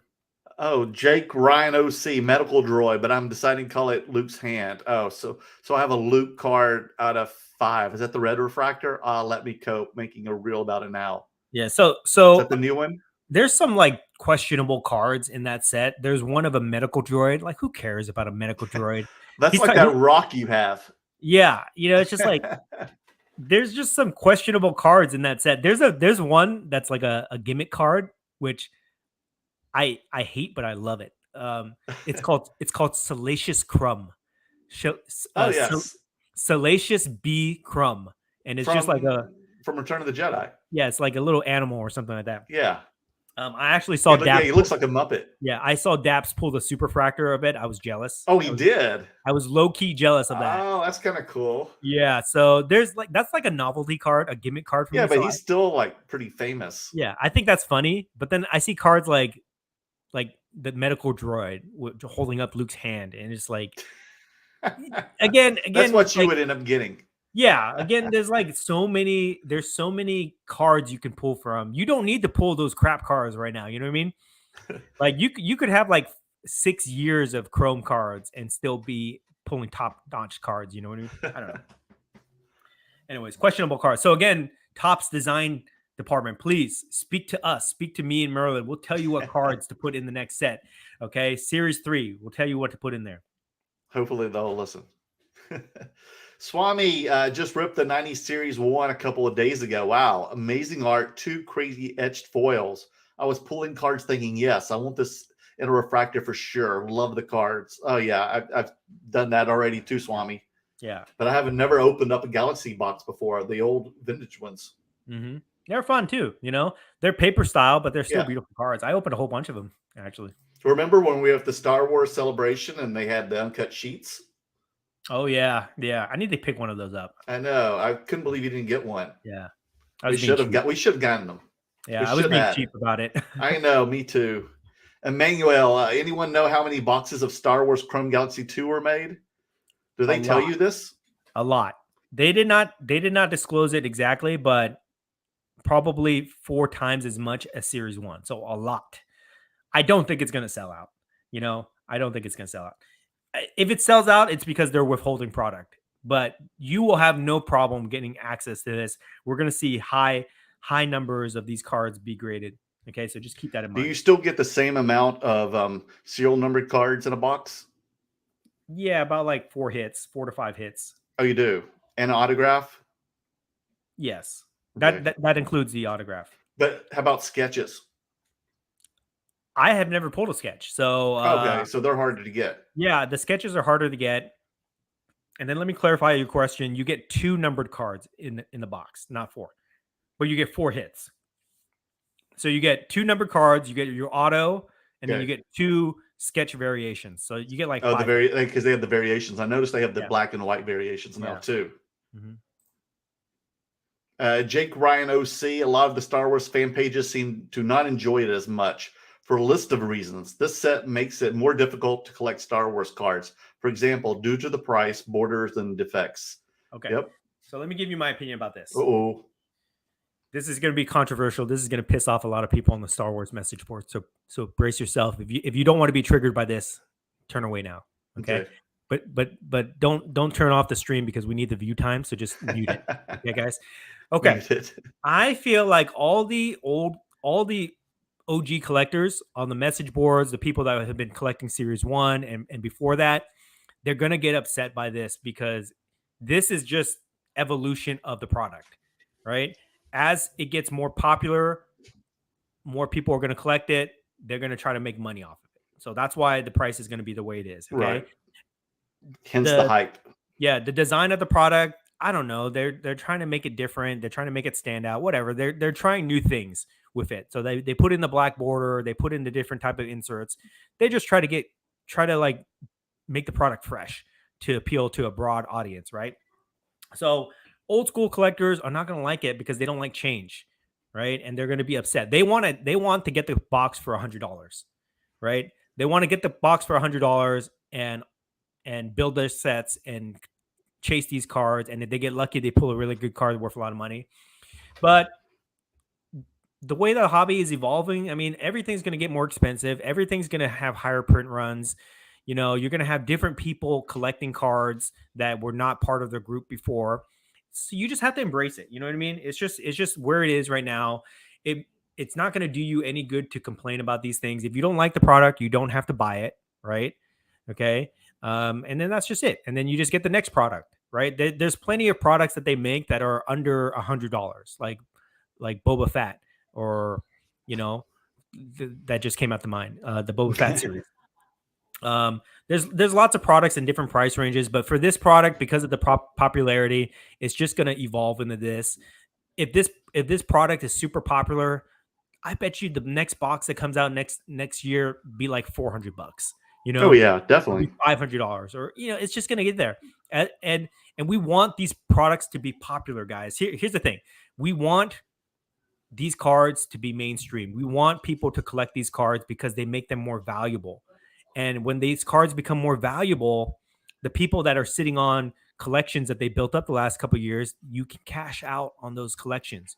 You buy a card for $10, you sell it for $200, you take that money and you buy more cards and you just reinvest in the hobby and things like that. You level up your collection. So this is all part of the hobby. I understand it upsets a lot of people, but that's just the way it is. So you don't have to partake in the hobby, but don't necessarily hate on it because it's a good sign for where the hobby is. You know what I mean? Mm-hmm. That's just my opinion on it. Agree. I mean, that's just, capitalism at its best. That's just the way it is. Yeah. Supply and demand. Swami, I love the art. Reminds me of the 80s posters, hand-drawn and painted. Beautiful. I do not care for movie photo cards as much. Yeah, me too, Swami. And one more thing I'll say about this too, okay? I feel like I get a lot of hate from these old school groups, that want to keep the hobby where it is so that they can enjoy it, right? It makes sense. You enjoy this hobby, you don't want it to change, you don't want people to come in and stuff like that. But again, growth is good. Evolution is good. Evolution of the hobby, the way we collect is good. Growth is good. More people in the hobby is good. As long as we're building a strong collector focused base, I think that's good. If we get a lot of people coming in flipping cards and that screws up the whole market value and everything like that, that sucks. I don't like that. But if we organically grow the collector base where these cards, these boxes demand a premium value on it, then I think that's a good sign. Okay. And I know me, you, Daps, Pop Count, Eric, and others, we have been working very hard to promote Star Wars, to give it exposure, to bring collectors, new collectors, crossover collectors into the Star Wars market. So to me, it's a good sign. Definitely. Collect 3D. Hey guys, happy New Year. What's up, buddy? Adrian, CV Sports Cards. Hey guys, welcome back, Merlin. Happy New Year, fellas. You too, Adrian. Dexflow Toys. If the Curator Army battled the Merlin Maniacs, who would win and why? It's the same people. It's the same people. Yeah. So it would be impossible. It basically, we have a lot of crossover. It's the same people. But if we were to pick one person, I'd pick my champion, and then you pick your champion, and then let them battle it out. I don't know who that would be. Good Lord. Death by combat. Trial by combat here. Collect 3D. There is an estimated 1,900 cases in Galaxy Chrome 2. 22,800 boxes. That's a lot. And then I wonder how much Series 1 was. I thought it was more. I thought it was more than that. That's a lot, Dan. Yeah. Especially for the small community. Mm-hmm. Well, I don't know. We'll see. Like you said, they're not selling them at Disneyland or Disney World. You can't just go to the Disney store and buy them. Can you? They totally should sell it. I don't know why they don't sell it. Well, they should, yeah, but they're not. Stores, you know, that's a big missed opportunity for them. And like you said, there should be Disney cards too. Top should make Disney cards, or whoever has a license for to make cards for Disney. Why aren't they doing it? Who knows? So popular. Dexflow Toys. GC growing up, I didn't know a single person who was in the Star Wars who talked about owning the cards. They all bought the toys. Are AFA graded, late 70s, early 80s, undervalued. Definitely undervalued. Mm-hmm. And it's just a matter of time. It just takes one really big auction to go, and then people will go crazy and start buying this stuff up. But that just, I'm glad, since he brought this up, I want to show you something real quick. Okay. And if you want to see really cool, one of my really closest friends has a Facebook page that he is the second biggest seller of Star Wars toys. Check him out. It's called the Rebel Hideout on Facebook. His name's Jake, the Rebel Hideout. And that's all he does is sell Star Wars toys. He quit his day job, and now he just sells toys for the past 15 years. And they're expensive. I'm talking about tens of thousands of dollars per toy. It's crazy. Don't know where Dan went. Let's find out where he went. I can't wait to see what he wants to show us. I can hear him fiddling around back there. Never mind. I can't show you. He can't show us now. Damn it. That is all exciting. Maybe I'll show you in the future. In the future, I'll show you. It's too much of a mess, but I'm going to show you something, okay? Okay. Since Dex Flows talks about collecting as a kid, okay? Mm-hmm. So I often joke with people. People think that for some reason people say, "Oh, this guy just got he just got into collecting like last year or whatever." You know, he's not a real collector or whatever, okay? This is my old school carrying case from when I was a little kid. Oh my gosh. I thought it was just last week. Okay? you drew that X-Men. If anybody knows what this is, Constructs by Fisher Price. This is like a Lego type set that they had back in the day. I don't even know what it is. This is 1983. Version. Okay. This box here is marked 1983. Wow. Okay? So I was born in 1982. So this is probably belonged to my brother at some point, and then he passed it down to me. Okay. But this is my card case before Zion cases. This is what I use to carry my cards, and I have kept it all these years. And if you don't, and I even put X-Men here as a little kid. I put X-Men here, okay? And if you don't believe, if you just think I got this at a garage sale yesterday, okay? This is me as a little kid holding this yellow briefcase. This is me. I don't know, probably 10 years old or something like that. Like 92? Something like that. What is this? Is this dated? Is there? I don't know. But it looks like it. Definitely early 90s. You're definitely like 10, 11. Yeah, there's 10, 11. No date on this, but this is me I remember this is my elementary school. So this is probably I can tell by your style. Yeah, this is probably like 1991. Yes. Something like that. But this is me. Oh my gosh, the curator carrying this case. You should bring that case out of retirement, dude. And the reason I pulled it out, this case actually holds my original card collection. Oh my gosh, look at there. Okay, Wow. all Check these it things out. here, and in here somewhere is some Star Wars cards, but I just can't go through it right now. In here is Galaxy Series 1 cards. In here somewhere. So it's kind of like a time capsule right now. Yeah.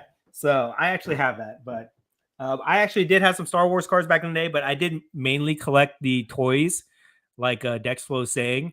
Star Wars cards was not like real big back then, but you know, at some point people are going to go back and they want to collect nostalgia. So I'm sure people are going to buy that stuff as well as the 80s, the 70s, 80s stuff also. That's awesome. Love it. Yeah, KB Toy Store. I remember going there buying toys. Collect 3D. Angel's first group mini of A&H characters sold for $6,000. People couldn't believe it. So he's been releasing group minis that have been fetching thousands. Yeah, crazy. But you know, it would make sense because like if he's like a legit artist, famous, well known, his card should command stuff, you know, prices accordingly. So there's probably like a handful of like famous artists whose sketch cards probably go for lots of money on eBay. I guess so. Yeah. Looks like a lot of people know who this guy is. Yeah. Love Angel. I have a Millennium Falcon that is amazing. Ooh, I'd love to see that. Jake, I collect sketches. He's one of the greatest artists for sure. See, they all know. Everybody in the chat room knows who Angel is. Collect 3D. They are amazing works of art. I want a group mini. Yeah, I would love it too. Emmanuel, Angel sketch cards go for a lot because they are masterpieces. Yeah, you can tell. Daps, great curator, tried selling me that sketch for $16,500 a month ago. He's talking about. She's trying to sell it back to you. Yeah, he's talking about sketch cards. You know, well, Daps has deep pockets. You know what I mean? So Daps has to pay a premium on everything. Burning too. Yeah, burning pockets. Speaking of this, I don't know if Daps is still in the chat right now, but I gotta say this. Okay, this is what's really interesting. He's opening up another case of Galaxy right now. I'm gonna give Daps like a backhanded compliment here. Okay, all right. So when we met Daps at the Del Mar show, right? He's like at that time he didn't have a Star Wars collection, as I understand it. He didn't have any cards. The Kurosawa was like the first Star Wars card that he bought, right? It's crazy. And then I remember seeing this dude Daps at the Dallas card show and the Las Vegas what do you call that? The summit, the industry summit. I remember seeing not the Mid Collective or the summit. No. Okay. But I remember seeing him that show because he had a loud mouth, big mouth. You know, yes. And he was breaking like constantly. And he was like, "Oh my God, bang, bang, bang, bang, bang," you know, all this stuff that the breakers do. So I was like, I knew him as that loud, obnoxious breaker. You know what I mean? I knew him as the sports guy. And then to see him come to that show, buy the Kurosawa for me, right? And then recognize that Star Wars, nobody was doing breaking in Star Wars the way that they were breaking for sports. Nobody was doing that. So for him to recognize that opportunity to buy that card, to research, to build a collection, and since we've seen him at the last Del Mar show, he had an entire Zion case full of Star Wars cards. He set up an entire case at the Dallas card show of Star Wars cards, right? The dude's legit. He's like a legit collector now. It's crazy. And he loves it. Now to see what he's doing with the Galaxy, where he bought so many cases and he's ripping it. This dude is ripping Star Wars Galaxy 24/7 since it came out, pulling amazing cards. I don't see anybody else even in comparison to that same level that he's doing. And, you know, he's a fan of Star Wars, yes, but he's also a businessman. And I'm sure I'm sure he's making a ton of money on this because nobody else took it seriously. Nobody recognized the opportunity, but he saw a need for service in that space, and he just went for it, and now he's benefiting from it hugely.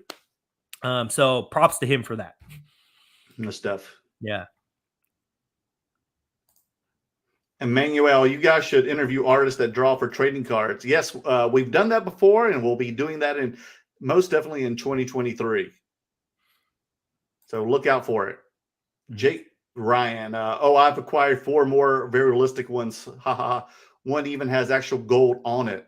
Laughing out loud. Sketches need more attention. Artists work their butts off. Yeah, I agree. So true, man. And it's like, it sounds like I have no respect. I think one day people will. I think one day people will start valuing sketch cards more for sure. Man, you've even bought some of the original artwork. Mm-hmm. So that's pretty cool. And they sell that when we were at Star Wars Celebration. We met many of the artists. Yeah. Which was great. Collect 3D. Cisco Rivera is another absolutely amazing artist. Yeah, I've heard of Cisco. You know what's interesting? Imagine if like Flawless, National Treasure, right? Immaculate. If they commissioned artists to do sketch cards of like LeBron James or Patrick Mahomes or, you know, Aaron Judge, and they were one of ones, would people go crazy for that stuff? You know, would people chase that and pull it and then charge, you know, thousands of dollars for that stuff? Well, they do have one because our friend Stefan, he's got a sketch card of Aaron Judge. Does he? I didn't never see. Yeah, it's been in his display case at all the shows. I'm not sure if he sold it yet or not, but he had it forever, and he said he couldn't sell it forever. I feel like if people made a big deal about that and you got more exposure for what it is, I feel like people would go crazy for that stuff. That's what he said as well. Yeah. But man, I think he may have sold it since then, but I'm not sure. You'll have to ask him. I mean, just like imagine that, like this dude Angel of Isles, if he did a sketch card of LeBron James, you know, how crazy would people go for that? Mm-hmm. Oh, and I know, but apparently they do. I mean, well, I think Topps does this, so you know they do baseball, so I think that's why there's a lot of baseball sketch cards out there. But like you said, no one knows about them. Yeah. Michael Tom, Dan, what's your eBay name? I like to check out what you have for sale. Thank you to both of you guys for bringing out awesome content. All right, I appreciate it. Scared to give out his eBay name. DM me on Instagram, and I will let you know. Because it's not the great curator, that's for sure. Yeah, it's not that. I try to keep a low profile on my eBay account. You know, if you want to buy something directly from me, you buy it off of Instagram. But if you want to check out the eBay, DM me, and I'll show you what I have on there. It's the great Pumpinator. That's the eBay store. That's what it is. You know. Axel Sig, good to see you, Axel. Happy New Year to you, brother. Happy New Year, my people. Best wishes in 23 and always. I started the year with a bang sell, 1,500% flip. And what was this, Axel? What? 1,500%? Oh shit! What was this, buddy? Dude, please share. Yeah. Jonathan Groves, does the market still go down or finally stabilize? What, in 2023? Yeah, I think that it will stabilize, but I think that if you extrapolate it over the course of the year, if we're predicting the future, I think that if you extrapolate it from January to December, right, you will see a decline in price, but you're not going to see a huge crash. Okay, you're not going to see a card go from $100 down to $10. Okay, good. As an example, you're not going to see a 90% drop like you saw maybe this year.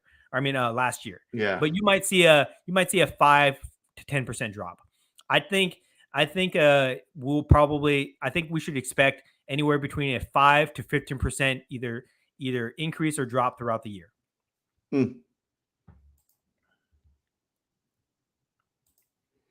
Michael, what do you think about Star Wars Galaxy leaving out the artist names on the back? Yeah, we mentioned that. Also, there are a few 22 Star Wars Galaxy cards reprinted from the 21 Star Wars Galaxy set. There are? I did not know. We didn't even talk about that, but yeah, they reprinted at least 3 cards that I can think of top of my head from the Galaxy set. So that's weird. Yeah, that was a botch. Do you know what they are? Top design team. Well, one of them is Endor Chase. The other one is the Snowtrooper one, and then the other one is it looks like a movie poster with Star Wars, Darth Vader's head and an explosion. I forget what it's called.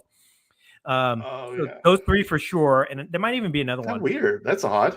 But again, Topps design department, Topps marketing department. I know you guys watch this show every week. Okay, please consult with us for the next set. Okay, consult with us. We will tell you guys. We will curate the best possible set for you guys. You will sell out, no problem. And then you can charge $450 for it. No problem.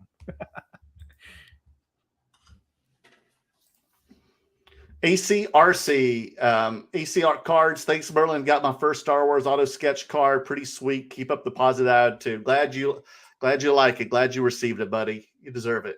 Toa, AEW Metal Universe coming. PMG Kenny Omega. I will love one of those. Ooh. And a MJF and a Yeah. Jade Cargill. And oh my God, there's so many. I'll be buying those. I'll be buying those for sure.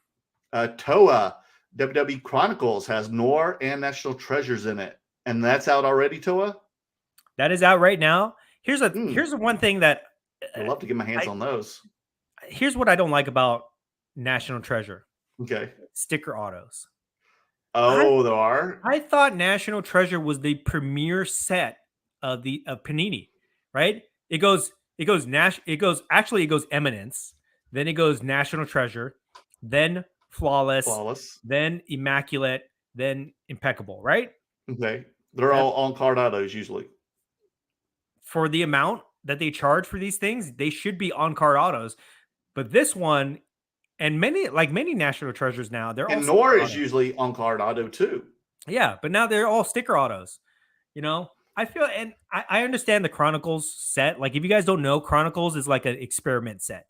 They put in cards of different sets to test them out, and then they'll make a series of that next year. It's a huge variety. It's really popular, right?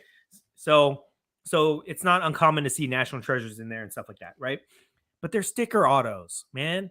You know, they're FIC cards. They're like 130 point FIC cards.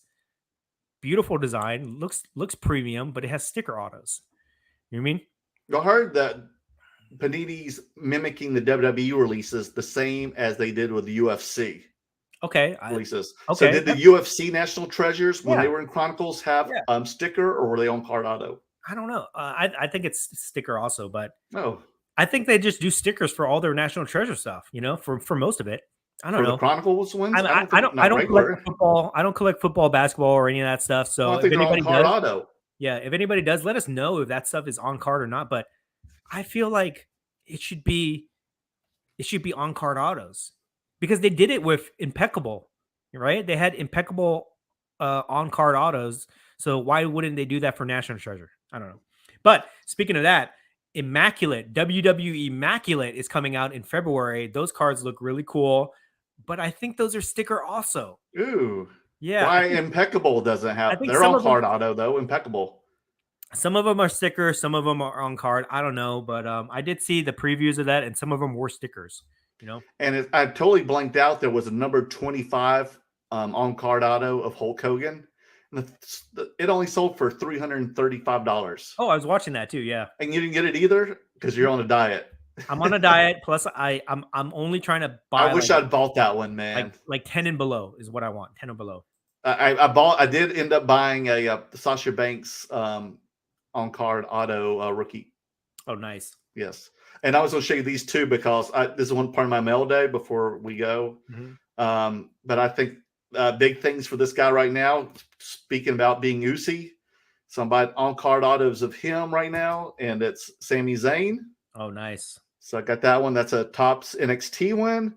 And then speaking of the Impeccable, I bought that one since it's a patch on card auto. Nice. So I feel like there's going to be good things with Sami Zayn this year, 2023. Oh, yeah. It's going to be his year. He's so over. Right. Like he might challenge for the Universal title. He's so over. Oh yeah. Yeah. People are loving it. They love to hate them and loved them. Dexflow Toys. Dan, did you collect those WWF Hasbros? I've been drifting away from cards and moving towards toys. Prices are more stable, no big crashes, just slow and steady rise. Did you collect the big action figures? I had some of the Hasbros when I was little, but not that much. But later in my later adult years, I did buy a whole bunch. So I do have a huge collection of Hasbros right now. But yeah, I mean, I love them. I love them just like anybody else. Yeah, they're sweet. My cousin used to have them all. I used to play with them with those back in the early 80s. Collector's dream. Vault's only good for flippers. My PC will always be with me. So true, man. That's how we feel. Emmanuel, I wouldn't be surprised if one of these vaults gets caught stealing or gets caught selling cards they don't even have in their vaults. Oh, good Lord. But who is going to check, right? That's another good point. That's actually a valid point, because when everything is digital, it's so easy it's not even real anymore. It's like you click a button, you transfer it to this guy's account. They're just scanned pictures. We don't know what the hell's going on. You know what I mean? Right. So I don't know. It just seems kind of weird to me. Andrew, Dan and Merle, how would you grade job Triple H has done since taking over for Vince McMahon? Also, what do you hope to see going forward in WWE and AEW in 2023? Dude, I think he's doing an A+ job. I didn't even watch WWE anymore for the past 20 years until Triple H. I would only read the highlights and just see that the booking kept repeating itself under Vince's regime. So what Triple H has done with the lower mid-tier guys and creating great storylines for these people is great. And the booking is great. The story writing is great. So keep it up. I mean, you're always going to have some, things that don't work. I mean, Triple H is also doing a lot of experimentation too, but I give him A+ for even trying the stuff because it's going over very well. So keep it up, Triple H. So that's just going forward. Just, don't get into the Vince McMahon mode in 2023. Just keep with what you're doing because right now it's working. Yeah. AEW needs to do a lot of realigning right now. Their booking is getting poor. It's starting to remind me of the end of the NWO days of WCW, the late 90s, when it just got super ridiculous. The storyline just got overkill with NWO, and there was like so many different NWO factions. So, and the booking started getting just terrible, and you just started having these guys who were just way out of shape and should be in retirement wrestling. Because they were just proud of getting them from the WWF or WWE now, and you just got tired of them. You want to see some new, fresh meat. So AEW needs to watch out for that. Just handpicking, grabbing the guys from WWE and just having poor booking. And you need to start pushing these younger guys much, much more and stick to the stories and have these long storylines and stick to it, commit to it.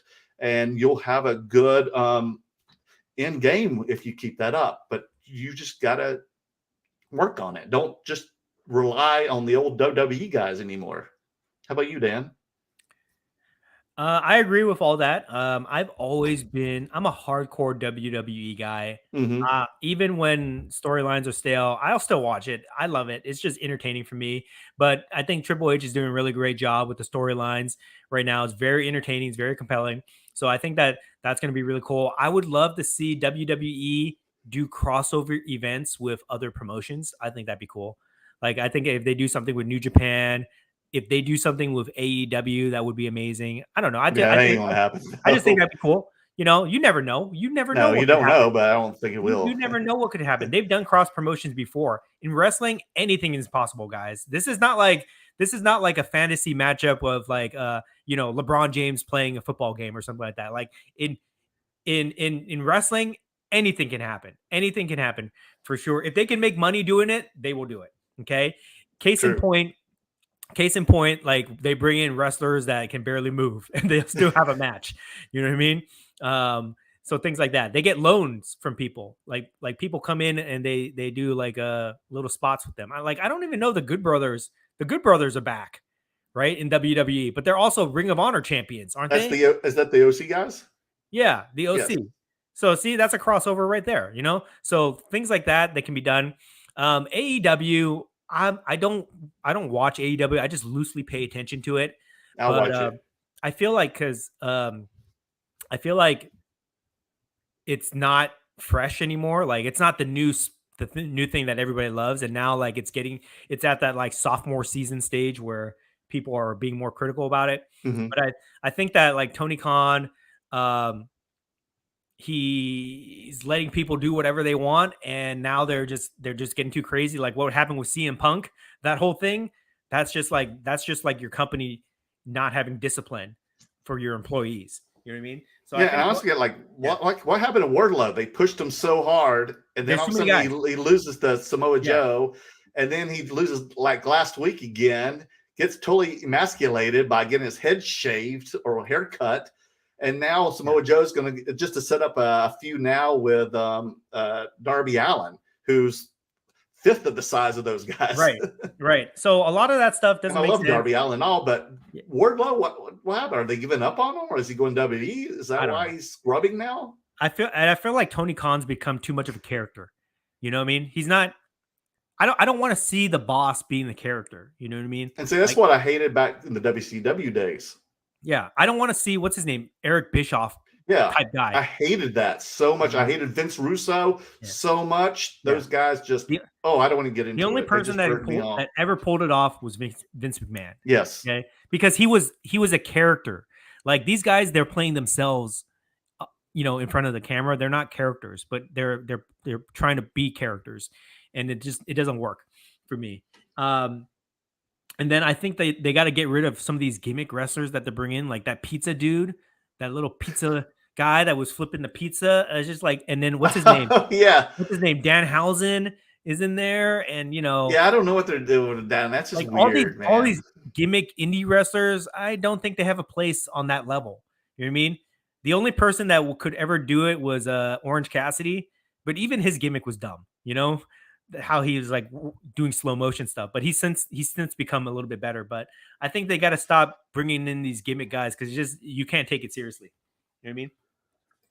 So anyway, that's a great question there. Yes, thank you. Pancake Analytics. I hope they bring back the Gaming Galaxy inserts for Series 3. KOTOR was snubbed from Chrome Galaxy Series 2. Mm-hmm. He's talking about the video game inserts. Oh, really? Okay. Global Sports Card Investor. Merry Christmas and Happy New Year, my hobby brothers. You too, man. Good to see you again. Trader Griffs. Adam, what's up, gents? Happy New Year. Sorry I'm late. Was watching that horrible Morbius movie. Oh, good Lord, man. More power to you. That's another DC universe, isn't it? No, that's Marvel, but that's Sony. Mm-hmm. Ugh, yeah. Pancake Analytics. Upper Deck does make Disney cards, and Disney releases seasonal sets in the parks. There's also D23 exclusive sets. I did not know. Did you know that? Did not. The D23 exclusives. Okay.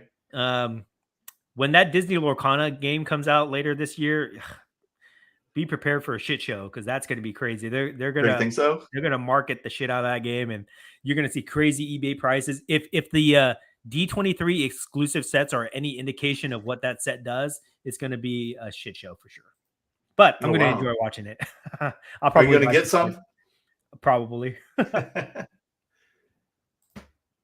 Dex Flow. My first job ever was at the mall KB toy store. I remember stalking the hard to find X-Men in the back room to help out collectors I liked.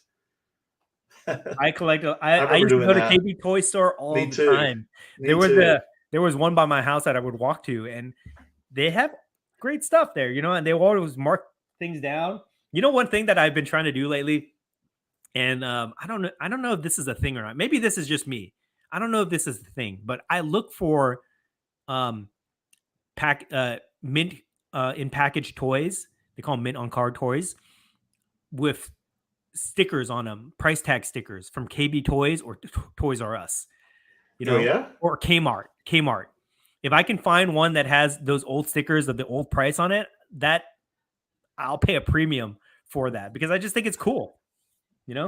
Oh, this is you, but are other collectors that same way? I don't know. I'm asking. Okay. I think we have toy collectors in here because I'm seeing some of these comments. Yeah, I think obviously we do because we're asking these questions. Here's Trader Griff's. I recently picked up Star Wars Cantina playset that I had in the 70s. Got a bunch of my original action figures set up in it. Do you guys collect vintage Star Wars toys? No, they're too expensive, man. I would love to.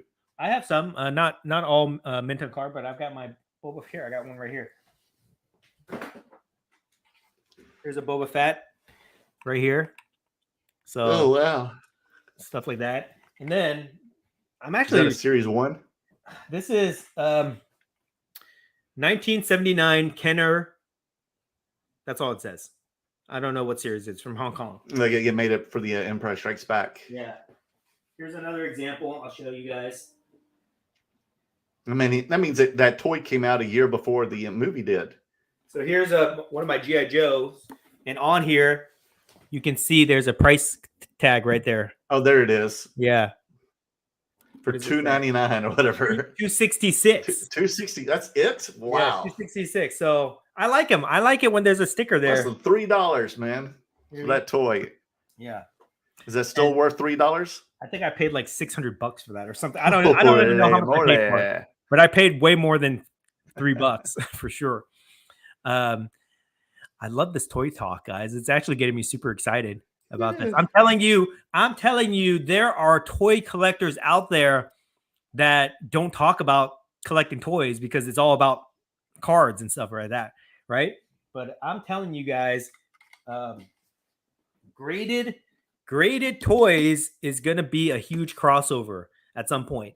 If you're a toy collector, if you're a pure toy collector, you don't like graded toys, because toy collectors are all about either opening their toys, like modern toys, or just having things just regular, display. But there's going to be a time where these graded toys command a premium for sure, because a lot of people don't understand, unless you're an expert in this, you don't understand if the toy is real. You don't understand the condition. You might not know the history of it. So people will buy graded stuff because it's been cataloged, it's been encapsulated, it's labeled, all that stuff. It's just easier to buy, So at some point, whether it's mint on card or loose toys like this is going to become a thing, guys. Just like it is with sports cards and comic books and whatever else they slab out these days. That Angel Avelli's card just finished auction. How much? Over $5,100. Shut up! Seriously? Mm-hmm. Oh, fuck! Dang, that's crazy. That's crazy. Over $5,000, guys. That's a superfractor price. Yes, right, but it makes sense because it's a true one of one. It's a piece of art. It looks cool. It makes sense that sketch cards should command that type of value. But I know if you showed that to anybody that didn't know who that guy was, they would think it's like, I don't know, crazy. It was shill bid or something like that. But it's crazy. But if that sale is confirmed, that's pretty huge to me. That's like a Kurosawa type sale. Oh, for sure, man. Move the market up. Crazy. Adam, anyone going to that premiere show in Brea this weekend? Oh, it's already coming this weekend? Oh, wow. This weekend? Maybe I'll go. We'll see. Maybe. Toa WWE Chronicles is out. Came out a couple of days ago. Pretty good price too. $130 a box. That's not much at all. You should get one, Dan. Mm-hmm. I'll get a box. Let's see here. But sticker autos. Ugh. I only like the on-card autos. Leo, what's up, Leo? At Wrestle Kingdom, AEW and WWE wrestlers will be there. I hope to see a forbidden door between AEW and WWE. That would be nice. Dan, Bret the Hitman Hart will be there. The Wrestle Kingdom? Yep. Oh, that'd be awesome. We're going, right? Yes. Let's lock in the table, because yes, I will. I will go there. I will pay the money to take a picture with Bret Hart, and I will hold I will let him hold the superfractor with me. Oh, I'm gonna see that. Yeah. And I'm sure a lot of people complain about that, but I'm gonna do it, guys. Oh, you know it. Yeah, I think Mick Foley will be there too. Mm-hmm. Collect 3D. Wow, that Angel sketch sold for $5,200. Yep. Alex, your thoughts on 22 Garbage Pail Kids Chrome? I don't know much about it. Do you? I opened a box. You did? Oh, yeah. Wow. I opened a box. I have another box. I have to decide what to do. And what's it like? It looks like Cabbage Patch. Cabbage Patch. I mean, no, Garbage Pail Kids cards. It's just chromed out. I'm not into it at all, dude. It's disgusting. Do they have like variants or serial number they cards? have all that stuff. I mean, I'm not into it. I don't know anything about it, but I think that if you like that stuff, you're gonna love the chrome stuff, because it's just like Star Wars. It's like the paper version that everybody loved, and then they chromed it out, and the cards look really nice and everything. I'm just not into it, Is there like an X-Fractor or a Superfractor? Yeah, there's all the parallels in there. And things like that, like so atomics and all that stuff. So if you guys are in the Garbage Pail Kids, talk to me. I'm gonna do a giveaway. I've got these Garbage Pail Kids cards, so I'll do a giveaway. So if we have any fans in here, contact me and we'll talk. If you guys, and we'll do something. I don't know. Either I'll do a giveaway or I'll sell it to you guys or whatever. Okay, but I have it, so DM me if you're fans.